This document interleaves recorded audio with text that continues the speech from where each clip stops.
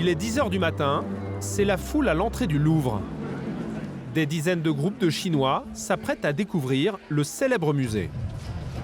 À la manœuvre, comme Yao, des dizaines de guides avec leurs petits drapeaux.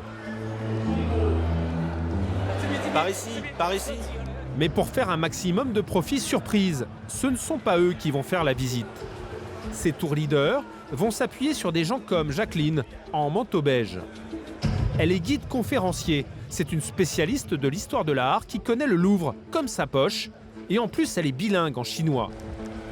La jeune femme a accepté de témoigner à condition de rester anonyme, car entre guides conférenciers, la concurrence fait rage. On est une centaine de guides. Et le nombre de guides en chinois a augmenté de 43% en 2 ans. C'est colossal. Jacqueline presse le pas pour être sûre d'avoir des places.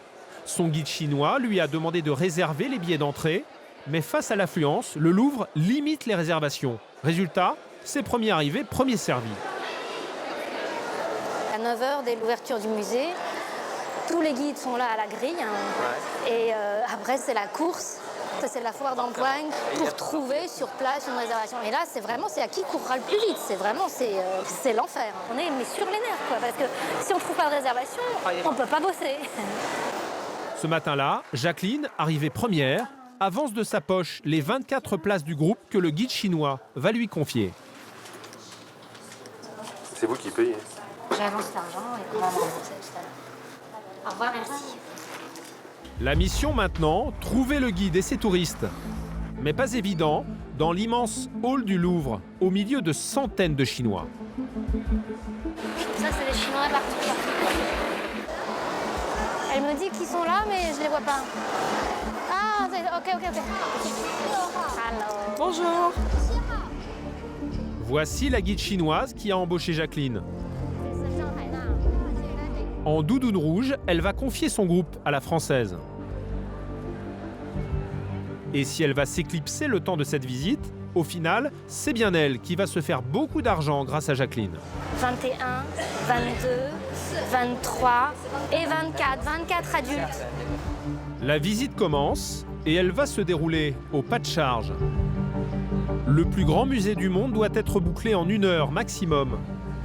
Jacqueline, comme tous ses collègues, va à l'essentiel et se concentre sur les 3 trésors du monument. La Vénus de Milo, la victoire de Samothrace et Mona Lisa. Ça fait partie des incontournables. Des chefs-d'œuvre devant lesquels le groupe ne reste que quelques secondes. Petite exception devant la Joconde, 2 minutes, le temps de prendre une photo souvenir. Quand Léonard de Vinci est arrivé en France, il avait la Joconde dans sa valise. Dans les galeries, les groupes de Chinois s'enchaînent. Le Louvre en accueille 1,5 million par an. C'est la première clientèle du musée devant les Américains. Et pendant que ces touristes s'extasient, Jacqueline en profite pour avaler un encas. Elle enchaîne 4 groupes dans la journée. Certains de ses collègues vont même encore plus vite sous la pression des tour leaders chinois. Il y a des guides qui font des visites vraiment exprès et éclairs, qui font moins d'1 heure de visite. Donc là, les clients peuvent être pas contents. Mais alors, comment la tour leader qui l'a embauchée fait-elle de l'argent sur cette visite? Une fois le tour terminé, nous retrouvons la guide chinoise en doudoune rouge. Elle paye Jacqueline pour sa prestation 60 €. Un service de guide conférencier que la tour leader chinoise a, selon Jacqueline, vendu dans le quart en plus du ticket d'entrée, n'hésitant pas à gonfler la note. Si la tour leader vend le service de guidage, je gagne de l'argent dessus. C'est-à-dire C'est-à-dire, si vous voulez un guide, ça va être, je dirais 20 ou 30 € par personne. Et nous, on n'est pas obligé de payer ça, pas du tout. La tour leader chinoise aurait donc surfacturé la prestation de Jacqueline à chaque touriste, empochant ensuite la différence au passage, près de 500 €, alors qu'elle n'en reverse que 60 à la conférencière du Louvre. Les guides chinois ont ainsi 48 heures le temps du séjour pour empocher un maximum d'argent. Et il y a un lieu sur lequel ils misent beaucoup pour faire payer leurs touristes, un lieu auquel ils vont consacrer un quart du temps du voyage.